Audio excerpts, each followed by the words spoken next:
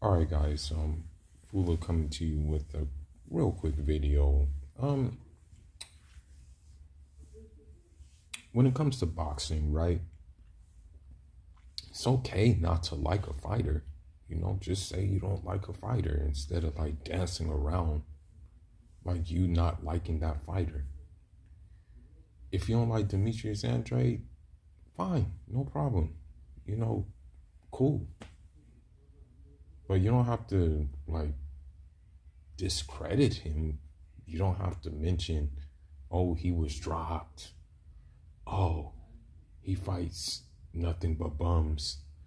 Oh, he was hurt by Liam Williams. You don't have to discredit Devin Haney and say, oh, Linares rocked him. Oh, he ducked Lomachenko when Lomachenko gave him the belt.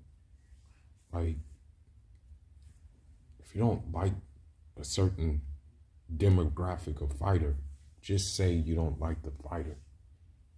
I would respect you more. You're saying that these guys can't fight. You're saying that, Jaron Ennis, oh, he hasn't fought anybody. He hasn't fought the level of opposition as a Virgil Ortiz has. Well, I mean, what's going to happen when that happens, though? What's going to be the end result? We already know what the end result's going to be to that. So I don't know why you guys are like, like saying these things. Was Maurice Hooker in a hurry to get in the ring with, Jaron Ennis? Was Mean Machine in a hurry to get in the ring with Jaron Ennis? Just really answer me that. If the big dogs at 147 are avoiding him, what makes you think the fringe contenders are going to want to fight him? If you don't like Erickson Lubin, you're harping off of that one knockout that was obtained when he fought Charlo. He was around 21 or 22 at the time. Perhaps he didn't have the necessary tangibles needed to beat him at that time, and he just was chasing greatness early. But now you see his turnaround, and his trajectory looks good. He's right back on track to be what people thought he was going to be. So it's like, this is the thing I dislike. Okay, this is the thing I dislike, and people come to my page talking this crap and stuff like that. Okay, and these are, unfortunately, the fans of Canelo, the fans of Brian Garcia, the fans of Teofimo, the fans of, who else? I'm trying to think of another fighter. The fans of Virgil Ortiz, the fans of, to a certain extent, Benavidez too, because those fans think that David Morrell shouldn't be fighting Benavidez, when, as a matter of fact, David Morrell called out Benavidez on numerous occasions. In my view, David Morrell is 5 fights in, but they're moving him rather quickly, because I think with his extensive amateur career and the fact that he basically how should I put it, he's basically the goods, that if we like to say, they're moving him quicker, right?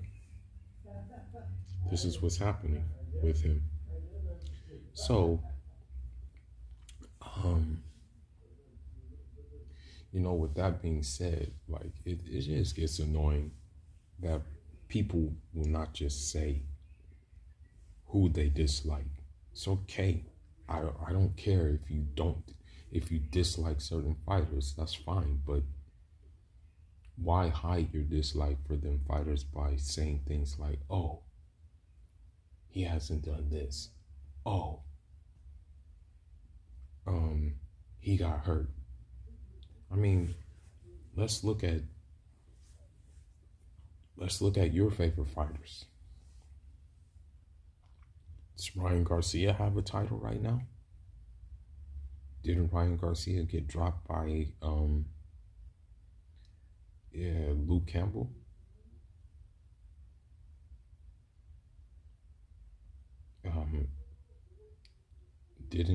Hasn't Virgil Ortiz's face look like a car accident after his 2 previous fights?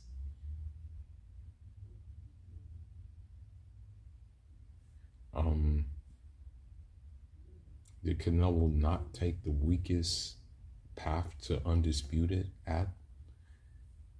in doing it at 168 when it could have been done at 154 and 150 or 154 and 160?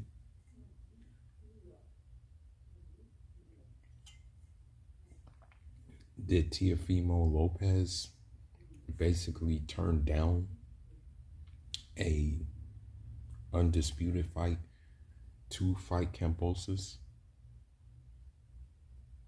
Devin Haney and Teofimo Lopez should be fighting right now. Not Devin Haney fighting Jojo Diaz and not Teofimo Lopez fighting Kambosos. Because, I mean, I have the receipts where Teofimo Lopez's dad was in hopes saying that, oh, well, rather than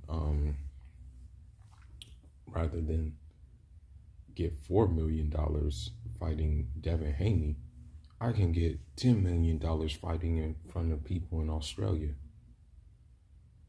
And then alluded to moving up to fight Josh Taylor.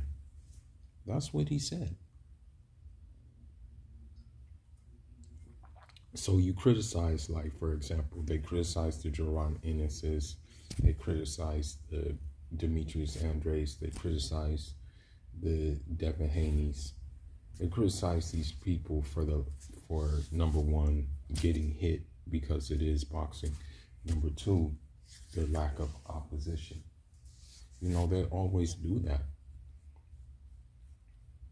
Okay? They always do that. But they don't criticize Canelo for fighting Yildirim, who was coming off a 2-year layoff. They don't criticize him for fighting a Rocky Fielding.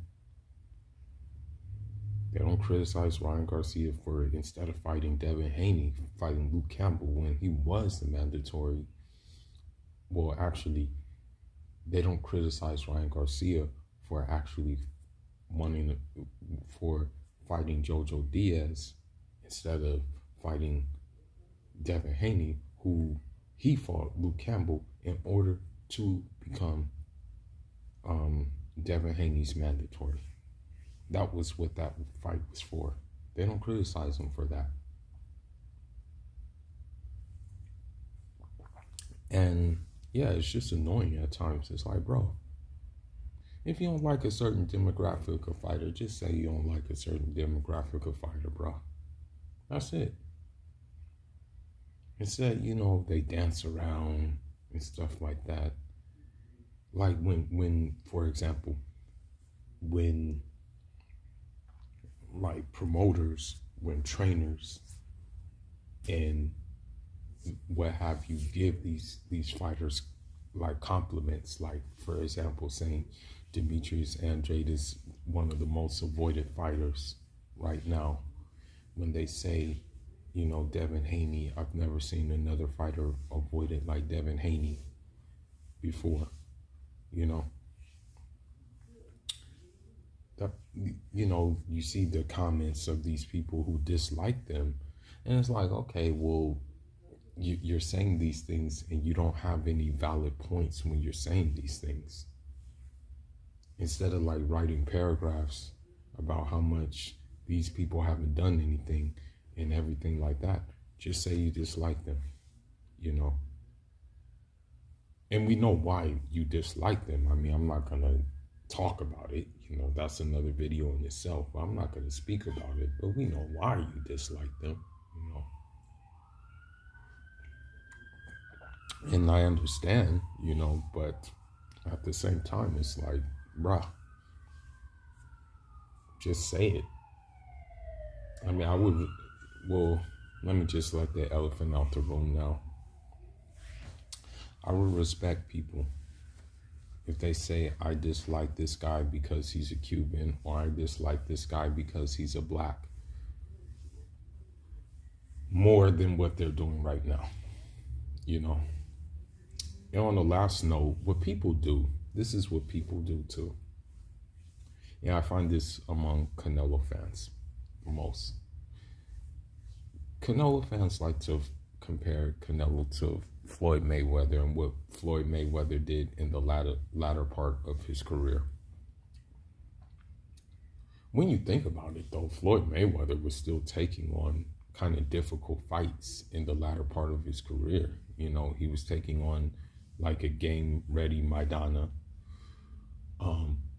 twice, and he took on, you know, Canelo. And these were, I guess you can say, past his prime years. He took on Berto, who, you know, at the time was the champion, could have been on some shit because, you know, he got caught before, right? So it's not like Floyd didn't, like, fight anybody who, you know, was a punching bag. Oh, in the later part of his career, he took on Cotto, and that fight was like a bloody affair. But in the early part of his career, Pretty Boy Floyd was vintage throwback fighter. He called out everybody. He wanted to fight Prince Nassim. He wanted to fight Costa Zoo. He wanted to fight Casamayor. He wanted to fight Freitas. He wanted to fight everybody, okay? They just did not want to get in the ring with him. He was avoided. So when they call Floyd a cherry picker and stuff like that, towards the latter part of his career, yeah, he chose opposition based on the fact that he was on cruise control. But towards the 130 period of his career, 135, I would even say 147, he wanted all fades. But nobody wanted the face with Floyd Mayweather at the time. You know, before the fight with Shane Mosley, before the fight with Oscar De La Hoya, he was already calling them out before. You know, he said, Floyd Mayweather is willing to move to 147 to fight Oscar De La Hoya and Shane Mosley. He was calling them out before, you know. He fought Zab Judah. You know, many people thought he was avoiding him. We saw how that went. And so, yeah, bro. The thing is, Canelo only calls out certain dudes. Canelo called out Floyd Mayweather and was been calling him out when there was real live dogs at his weight class at the time. But obviously that's the money fight. We saw how that went for him. And then, you know, Canelo calls out dudes like Billy Joe, dudes like Caleb Plant, who he knows he can win against. But he wouldn't dare to call out the other dudes that, you know, it's not certain he will win against. And that's just the reality, bro. That's just how it goes, you know. Floyd Mayweather, I don't know why people compare like Canelo to Floyd Mayweather when Floyd Mayweather did things that Canelo didn't do, you know. Yeah, people say that when Canelo fought Floyd Mayweather, he wasn't in his prime, but I would consider you in your prime if you're a unified champion, you know, and you're 40 something fights in. I mean, Floyd was a champion, I believe, at like 21 years old. So you mean to tell me that, I mean, and many people thought he wasn't ready for the fight against Gennaro Hernandez. You know, they thought he was too young. He proves them wrong.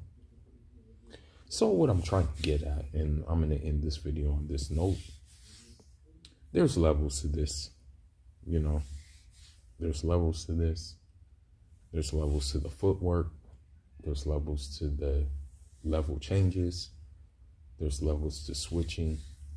There's levels to different types of defenses. There's levels into putting your shots together, knowing when to throw your shots. And there's levels to speed and agility and natural athletic gifts that maybe certain fighters have and other fighters lack, you know. But with that being said, Fula signing out. Again, if you don't like a fighter, just say you don't like a fighter and leave it at that. Don't dance around the fact that, you know, he's a good fighter and he's being avoided.